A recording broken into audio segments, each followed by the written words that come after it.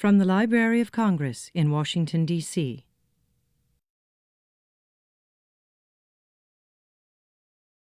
So I'd like to say it's my great pleasure today to introduce Paul Hendrickson. Paul is the author of 5 books, most recently Hemingway's Boat, Everything He Loved in Life and Lost. From 1977 to 2001, Paul was a staff feature writer at the Washington Post, which is how I got to know his work. In early 2001, in an article in the Washington Post magazine, Paul published a piece on the Emmett Till murder that I was very struck by. And that part of that eventually went into his book, Sons of Mississippi, A Story of Race and Its Legacy. That article inspired me as I was beginning to work on my own memoir about growing up in Mississippi during the Civil Rights Movement. But I have to say my link to Paul goes beyond that. In the summer of 1983, when we were both younger men, I read Paul's memoir, Seminary, A Search. I was so moved by the book that I wrote a letter to Paul in care of the Washington Post, a letter that he returned. And it's a letter that I still have to this day. In response to my letter, Paul wrote this to me. He said, "To believe is a gift, and gifts are not things you take on terms, you just take them." So today, I'm here to say to you that Paul Hendrickson's writing is a great gift to you all, something you don't take on terms, you just take it. So it's my great pleasure to introduce Paul Hendrickson.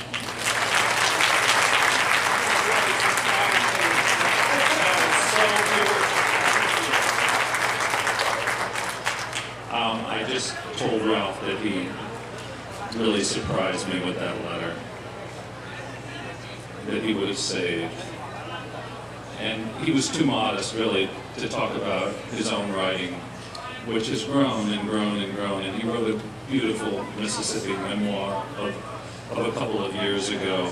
And he's the director of publishing at the Library of Congress, that they don't give those jobs out to everybody. So I wish, in fact, that I could take the allotted time here and just talk about some friends and beloved students whom I see in the audience. If I do too much of that, I won't get to the main point. But there was a breakfast this morning at the Washington Post where I worked for 23 years, and it was moving for me to walk back into that building. It was the second time that I've walked back in since I left there nearly 14 years ago. And the person handing out name tags was Dan Balls, who's here in the audience, and everybody in this building and on this yard, up and down, would have to know Dan Balls' name, one of the premier political reporters of our time, who has endured and endured and endured. But I walked into the building with my old pal David Marion. So I'm feeling sentimental, and you'll allow that, I guess, for an old fart to be sentimental for a moment or two. But students of mine whom I've taught at the University of Pennsylvania, Jess and Molly and Becca, and others of you who are here, I'm very grateful, because each of you, in your own way, has helped me, whether you know it or not, believe, to play back on the words that Ralph was reading to you. I know that that letter to Ralph would not have been typed on a computer. It would have been on an old, probably IBM Selectric that the Post used. Maybe it was even on a manual in 1983. So that nothing gets off schedule, I'm going to try to do my part, at least, in trying to do this right. I'll probably talk for 20 to 25 minutes, which might then leave, because it's 11 o'clock and I'll put up my watch. And that might leave a few minutes for questions at the end, if there are. Hemingway's Boat was published in hardback a year ago, and late this summer came out in softcover. One of the great satisfactions for me are the letters that I have been receiving. And when I say letters, I mean email, because that's obviously the way we work in the world. A few letters with an envelope licked and a stamp affixed, but mostly emails. And the quality of these emails, I have to say, I don't think they're responding so much to me as they are to Ernest Hemingway himself. Can I just read you very quickly 2 emails from the same man, a physician, who in fact is a 1977 medical graduate at the University of Pennsylvania, which is where I teach, and that got my attention for that reason, but 1977 was also the year I began at the Washington Post. Here is part of what he said. I have long viewed Hemingway in a spiritual context, his life confirming what is written in Ecclesiastes. With much wisdom comes much sadness. Those who assail him need to do so for their own personal reasons, just as those who praise him without qualification. The only thing that exceeded Hemingway's grasp of the human condition was its grasp on him. I would have liked the opportunity to be his doctor. I got that email, and generally when I get emails from readers, I very quickly and kind of formally and a little standoffishly respond, "Thank you very much, and I'm pleased that the book spoke to you in some way." But that was a special email, and so I responded, and probably I invited him in my response to write to me again, and he did a few days later, and listen to what he said in the next email.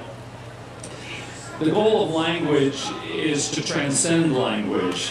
I would say E.H. was a barista and tried, as writers do, to make right on paper that which was wrong in their lives. Life wounds all. Art heals both artist and audience. Medicine is art, as necessary to physician as patient. For each, fear is the thing.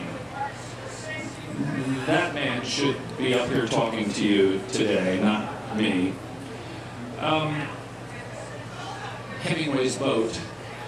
The watery book that I worked on for roughly 7 years, and that took me from Havana to Key West, to Oak Park, Illinois, to Idaho, to northern Michigan, and to a lot of other watery and non-watery points in between, was never meant to be Hemingway biography, not in any conventional sense. We've had far too many biographies in the past 50 years, not to say daffy critical studies and even daffier psychological explanations of the man. Rather, the work was trying to come to a modest understanding of the almost insanely complicated life of Ernest Hemingway through the narrative lens of something in the material world he had loved very much. A possession that was intimately his and he hers for 27 years, which were his final 27 years. Her name was Pilar, and she was his 38-foot seagoing motorized fishing vessel, and she lasted him through 3 wives, the Nobel Prize, and all his ruin. He owned her, fished her, worked her, rowed her from the waters of Key West to the Bahamas, to the dry Tortugas, to the north coasts and archipelagos of Cuba. She wasn't a figment or a dream or a literary theory or somebody's psychosexual interpretation. She was actual. Onto her varnished decks, hauled in over her low-cut stern on a large wooden roller, had come uncounted marlin and broadbill swordfish, tuna, sailfish, kingfish, snook, wahoo, tarpon, horse-eyed jacks, pompano, dolphin, barracuda, bonito, and mako shark, which, as Hemingway once said, are the ones that smelled oddly sweet and have those curved-in teeth that give them their Spanish name, dentuso.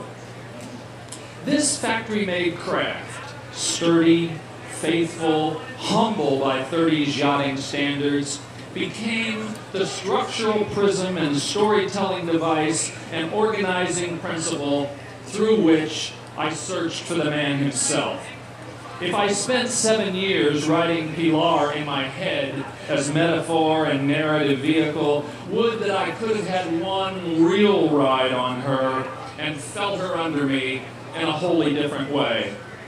I say 7 years, but in truth, I think the origins go back at least through 3 decades and 4 intervening books. To say just a bit of it, in early 1980, on the island of Bimini, when my wife and I were in weekend escape from the snows of Washington, where I was a staff writer, I encountered Ernest Hemingway's little brother, Les Hemingway, 16 years his junior, whom he used to call the Baron when he was being nice to him.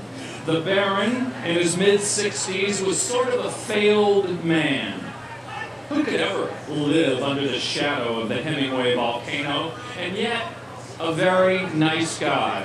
He told me some incredibly sad family stories that weekend. Maybe this is where the idea first seeded itself. I don't really know. Maybe I don't want to know. You see, I've long believed that our writing projects find us, not we them, and sometimes the finding can be a half-alert thing winding on for years. What we need to do is be grateful. Hemingway's Boat is largely the story of the span of years between the first week of April 1934 and the first week of July 1961. But the narrative doesn't always stay there. No human history ever proceeds in a straight line, perhaps least of all Ernest Hemingway's. His prose was wonderfully rooted in geography and linear movement, but his life, like his boat, beat against so many cross currents. It's about the strange, sad distance from a Brooklyn boatyard named Wheeler Shipyard, Inc., to a tight, oak-paneled entryway in a bunker-like house in Ketchum, Idaho, when the world went away from a suffering man in fractions of a second. My aim has been trying to lock together the words Hemingway and boat in the way that the locked together and equally American words, say, DiMaggio and bat, say, Satchmo and horn, will quickly mean something in the minds of most people, at least of a certain age.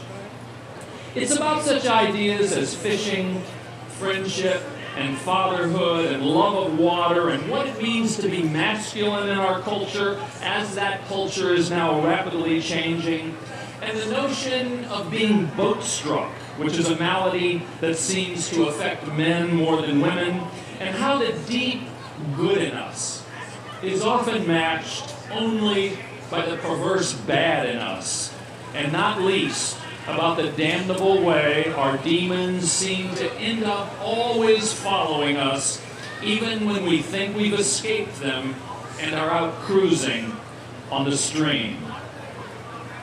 The Gulf Stream, that belt of deep blue water, which Hemingway thought of almost mystically as the Great Blue River. In late May of 2005, I went to Cuba to see the stream for myself, but more importantly, to behold in the flesh, so to speak, Hemingway's boat. She was sitting up on concrete blocks like some old and gasping, browned-out whale, maybe 100 yards from his house, under a kind of gigantic carport with a corrugated plastic roof on what was once his tennis court, just down from the now drained pool where Ava Gardner had reputedly swum nude. Even in her diminished, dry-docked, parts-plundered state, I knew Pilar would be beautiful, and she was. I walked round and round her. I took rolls and rolls of pictures of her long, low hull, of her slightly raked mahogany stern, of her nearly vertical bow, When the guards weren't looking, I reached over and touched her surface. The wood, marbled with hairline fissures, was dusty, porous, dry. It seemed almost scaly. It felt febrile. It was as if Pilar were dying from thirst. It was as if all she wanted was to get into water.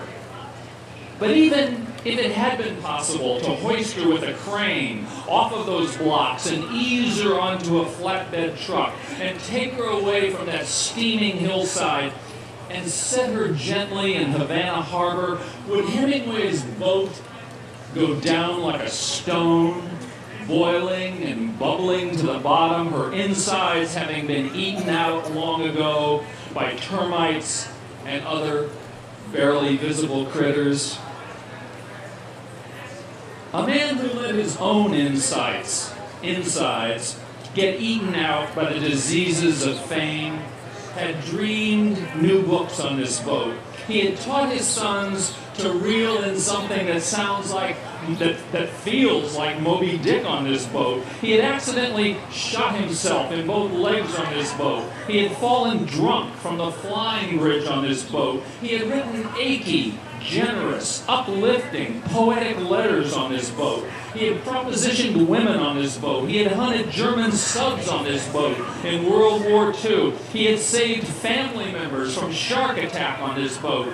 He had acted like a boor and a bully and an overly competitive jerk on this boat. He could make her do 16 knots at full out, and he could make her cut a corner like a midshipman at Annapolis.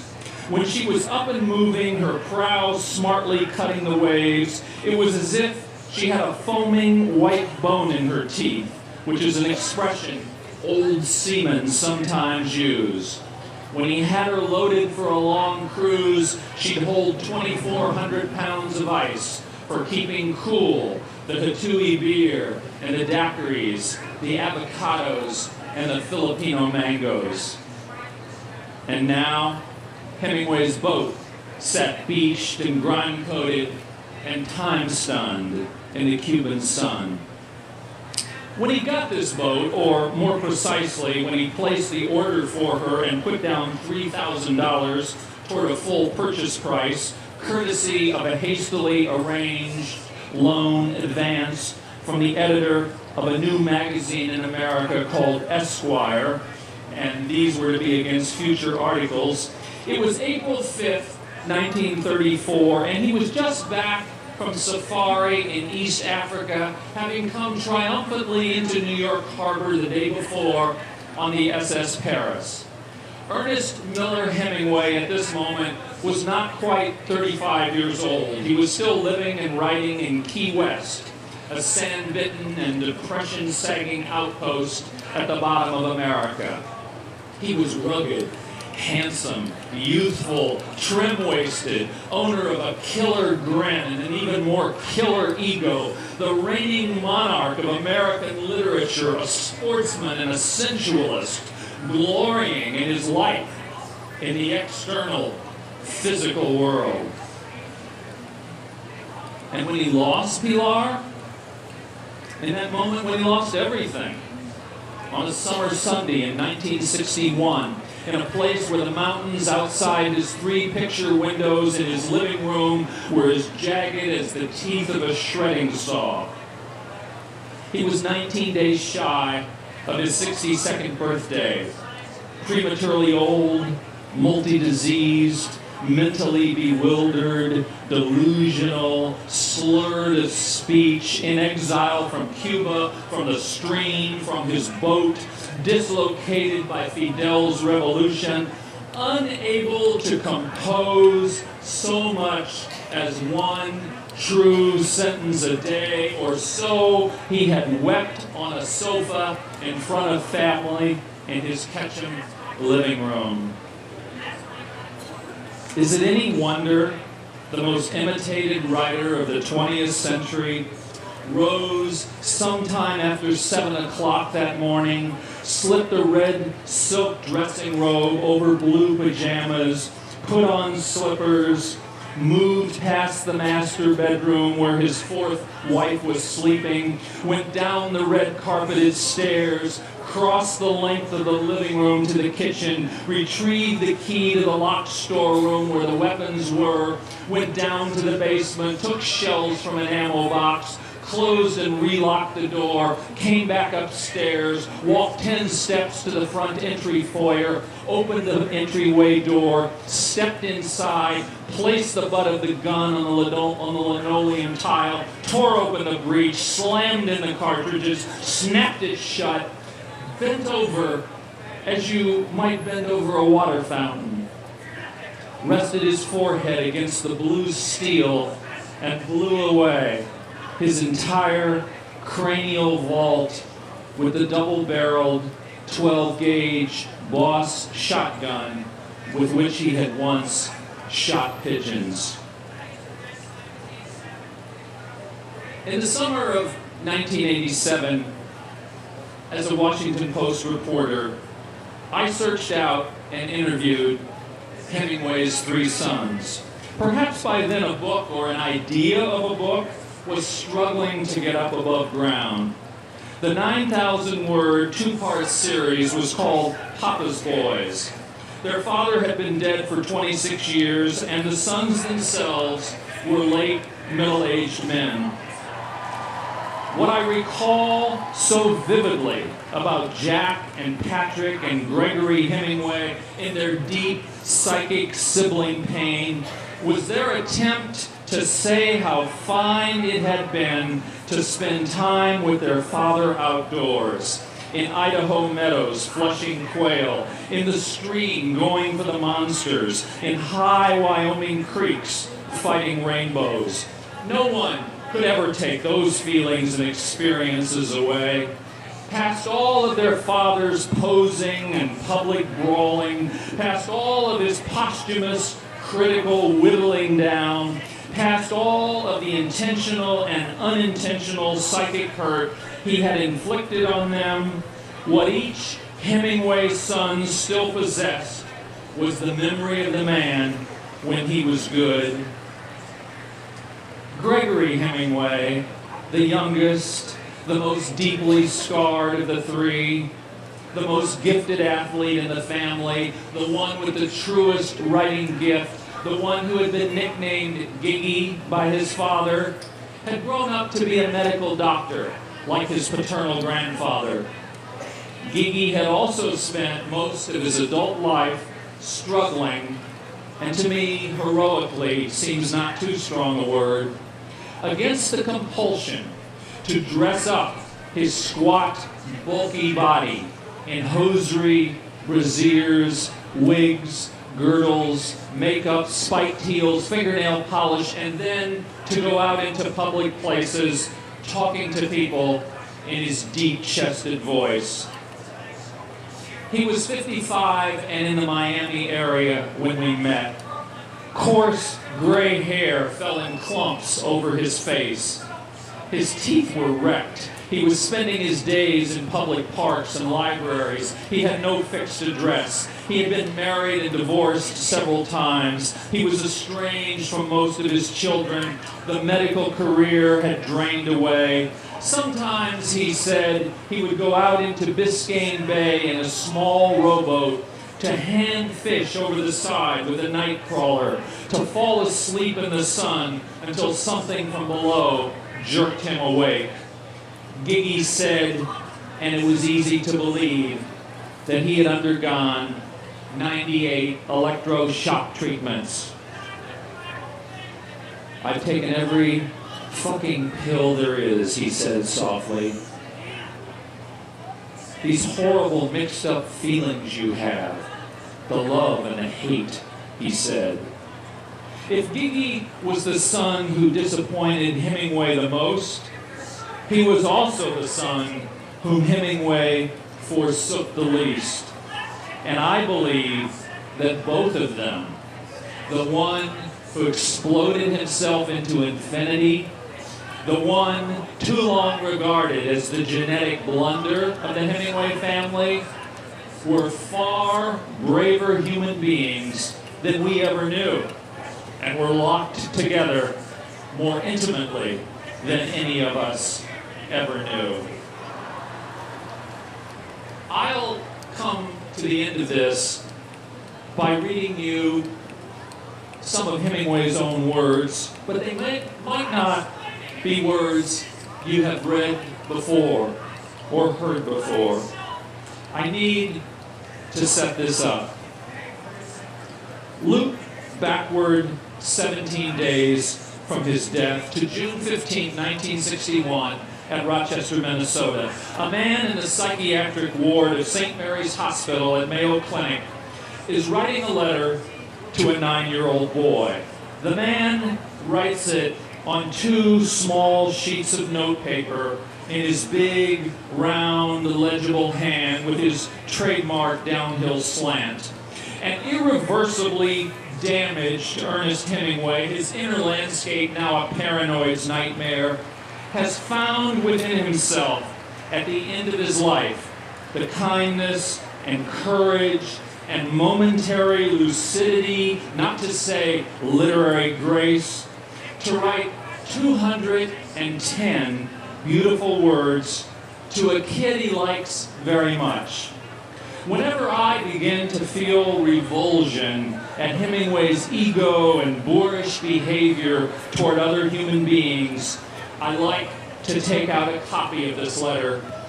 A month ago, I was in Sun Valley, Idaho, and a very clear photostat of the letter is hanging on a wall in the Sun Valley Resort and Lodge. And I was there in the company of my 24-year-old son.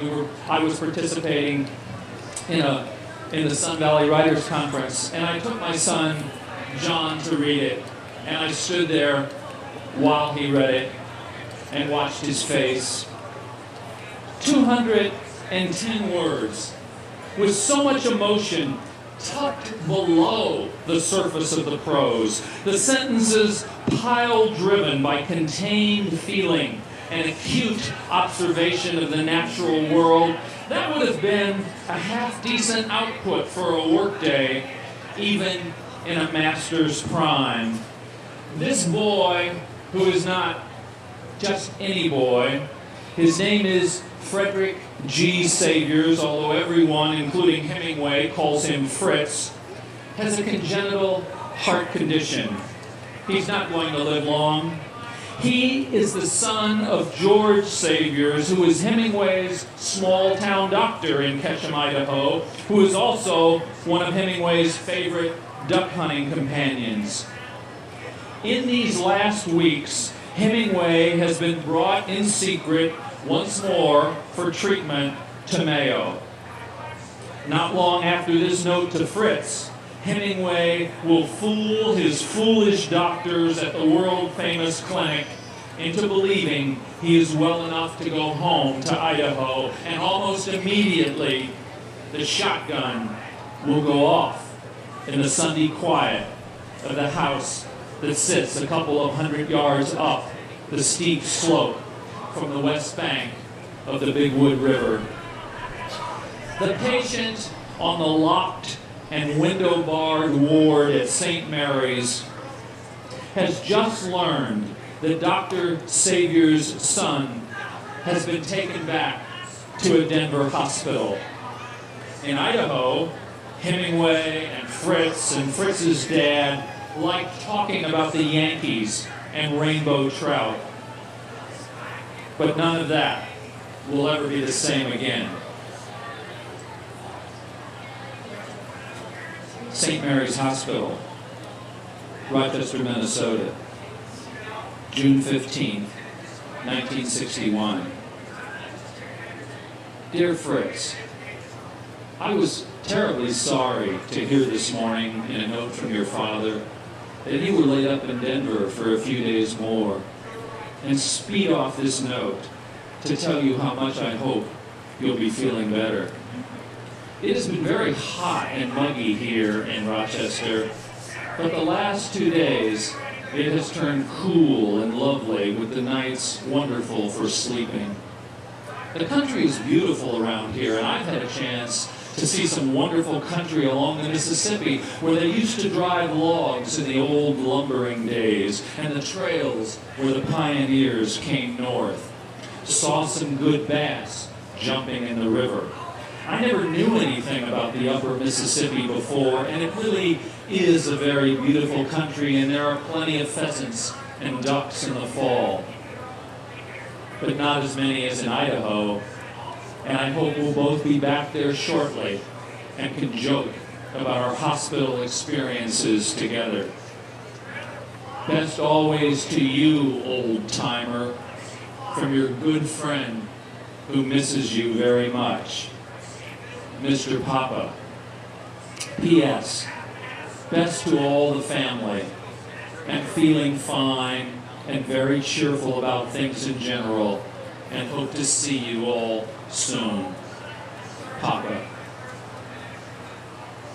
No one knows for sure, but these seem to be the last real sentences Ernest Hemingway set down on paper. Amid so much ruin, still the beauty. Thank you very much.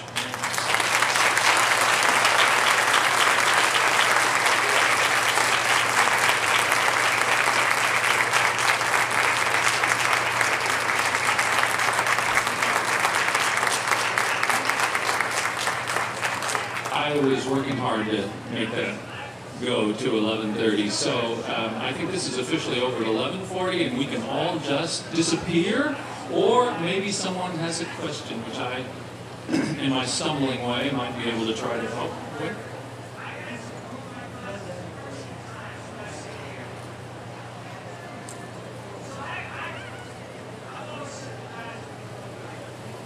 Mr. Hendrickson, I wondered if you could discuss posthumously published Islands in the Stream, and you had alluded to Hemingway's role in hunting Nazi subs, the so-called Hooligan's Navy. I wonder if you have any thoughts about how the reality of his experiences in World War II might have played in the way the book was written. Islands in the Stream, to my mind, is a beautiful book, but it has been maligned. It was published posthumously. Hemingway left a gigantic mass of really unfinished material in a bank vault in Cuba, and the book was assembled, and I use that word purposely, by his widow, Marion Hemingway, his fourth wife, who disingenuously claimed at the front of the book that she simply did a little editing. There was massive cutting and massive rearranging, and it was also done with the editors in New York. Despite this, there are incredibly beautiful passages in Islands in the Stream. I don't know if any of you can remember, but 25 or 30 years ago it was made into a movie with George C. Scott called Islands in the Stream. There are plans afoot, but we know how these things go, in Hollywood to do a remake of Islands in the Stream.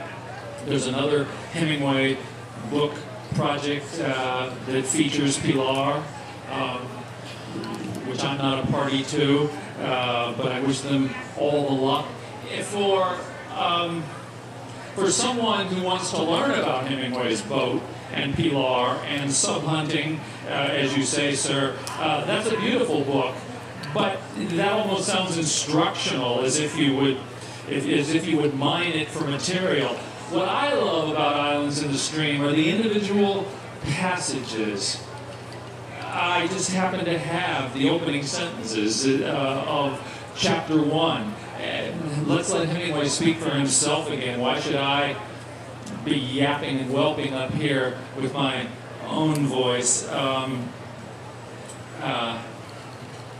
It largely centers in and around the island of Bimini, and that's where I met Les Hemingway, going over with my beloved wife Seal from Miami on a Grumman Goose seaplane in February of 1980, trying to get out of the snows of Washington.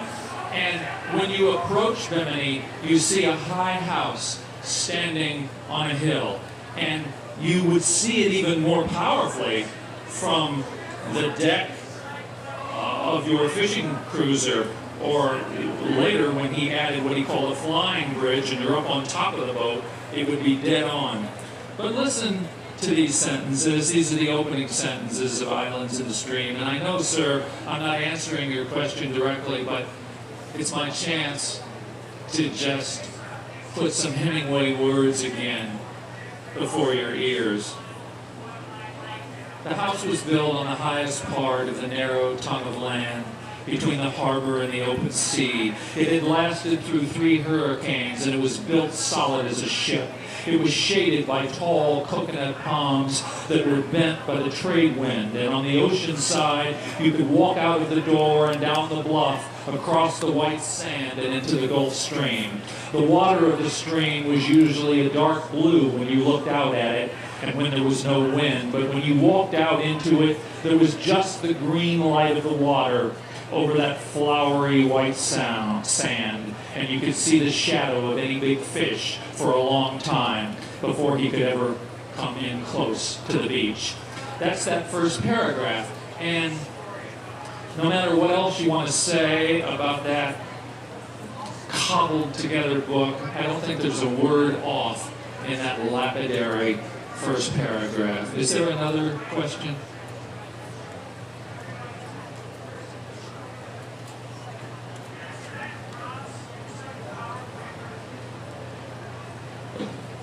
I was just curious and wanted to ask if you yourself are a deep sea fisherman. That's a wonderful question. I am a passionate fly fisherman. Hemingway, in his youth, in Michigan, was a fly fisherman. That's how he started out. I am not a deep sea fisherman. I went out a time or two. But I met Hemingway and his passion for fishing at the intersection, I think, of this wispy little rod that you can hold in your hand and will tremble to your heartbeat, literally, because a fly rod weighs 2.5 ounces. And you've got a little fly that 3 of them would sit handily on your thumbnail. And if God and the day and the fate and the water is with you, you can catch a monster rainbow on that wispy little blow-away wad of hackle and glue. So I met Hemingway there at that intersection, and I think I learned something about his love for fishing. And indeed, ma'am, he writes gorgeously about fly fishing. What happened with him is in 1928, when he discovered Key West for the first time, and then later in Cuba, he needed horizons that were larger and more powerful and scarier than a trout stream, where the world seems to be flowing rapidly past you in all of its clarity. He needed to go out there and test himself against these monsters that could be in a body of water, the stream that could go 1 mile down. Who knew what was lurking in those unfathomable depths? The carcasses of slave ships. So his imagination needed 850-pound marlins. And mine, a far more paltry literary imagination, is so content to bring in something like that. Just the other day at my local fly stream at Valley Forge National Park, where Washington headquartered the troops in that terrible winter, I caught a feisty little brown trout. He was only 7 inches, but for a second I thought I had Moby Dick on the reel, on the line.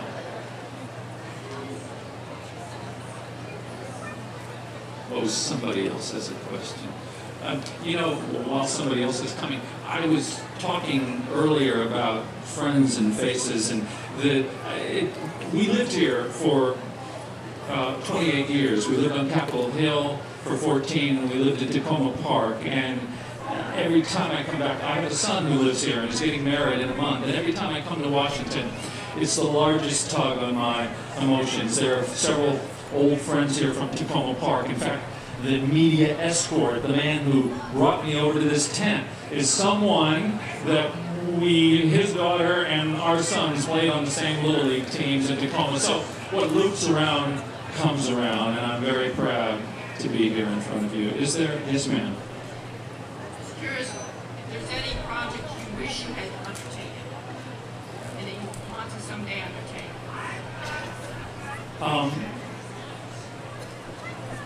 I'm an old guy teaching advanced nonfiction writing workshops at Penn, and these brilliant students who are here, one blogging for The Atlantic, one working for the Washington Post, the other teaching writing in a private school. I want to, in some ways, cede the torch to them, but maybe not quite yet. And it's the same thing I say to my 24-year-old son, who's a reporter for the Denver Post, and my older son, who in his own way is honoring his father, the way I like to think of it. He's working on the business side of Washingtonian because he understands that that's where the money is, and he saw his father growing up struggling. But in my circumlocutionary way, I will clear my throat and try to say, maybe God would let me live long enough to mount this next project, which my brain already seems to be taking me to, if not my legs exactly. I think I'm in a certain emotional recovery from Hemingway's boat. How about if I give you the initials and you will figure it out? I'm a native Midwesterner. That might tell you something from around Chicago, as my old friend Dan Balls is. But the initials of this next person I would hope to write about, and they take forever. They take 7, 8 years. The initials are FLW.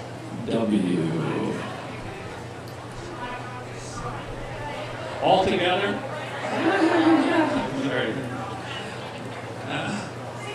More complicated. More insidiously complicated, more ingeniously complicated than Ernest Hemingway. I never thought that could be possible, but I've been reading intensely in Wright for a year and a half. And many, many biographies have been done, so what I have to do is, as in this book, pick out the storytelling pockets. It's all I can do. I'm not Robert Caro, who is appearing somewhere else here, and you should all be there, or David Marion, who writes brilliant biographies. I pick out the storytelling pockets. One of my mentors, the late David Halberstam, when I was dying on a book about Robert McNamara in Vietnam, he called me up and he said, "Paul, you're not Robert Caro, you're not Robert Massey, you're not," he said, "be yourself, be who you are, because you can do that. Pick out the storytelling pockets." And that sort of saved my life. Yes, sir. Thank you for speaking. I'm Robert. I live in Tacoma Park, so thanks so much for this. I have a question concerning your trip to Cuba, and when you actually encountered the boat. What were the circumstances behind going to Cuba? What did you see and learn there that's in your book? I haven't read your book yet. I should hasten to say that Hemingway's boat is shiny as a new penny. I went there in 2005, and it was as if she were dying to get into water and scaly and febrile. The Cuban government and an American private foundation have raised funds to kind of quietly restore the boat, even as they are restoring Hemingway's home. That is all covered in the book, and that's in the epilogue. I went there as part of a study group, a research group, and therefore I was fully credentialed. I also had a credential from the New York Times and ended up writing an op-ed piece when I came back. I don't think I had the nerve to ask for a credential from my alma mater, the Washington Post. I don't know why. You leave the Post, and it's so hard to sort of walk back in.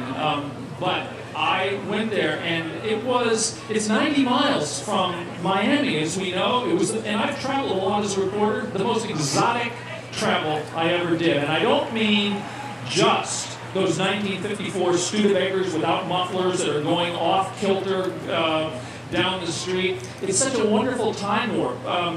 There's nothing American. There are no Coca-Cola signs. In my hotel room, I turned on the television. There were 3 channels. I called them Fidel 1, Fidel 2, Fidel 3. He was on all of them all the time. But that was in 2005, and he later got sick. It was an intensely wonderful, exotic experience. And I believe, my gosh, I'm saying this a mile and a half from the White House. What do I know? But I think that if President Obama gets reelected, I hope there's some Obama voters in here. I'm one. I think Cuba's going to open up quickly. I really do. Thank you. Bill Seite, my old Takava Park neighbor, is saying, get the hook, Paul, get the hook. I guess we have to go. Thank you all very much.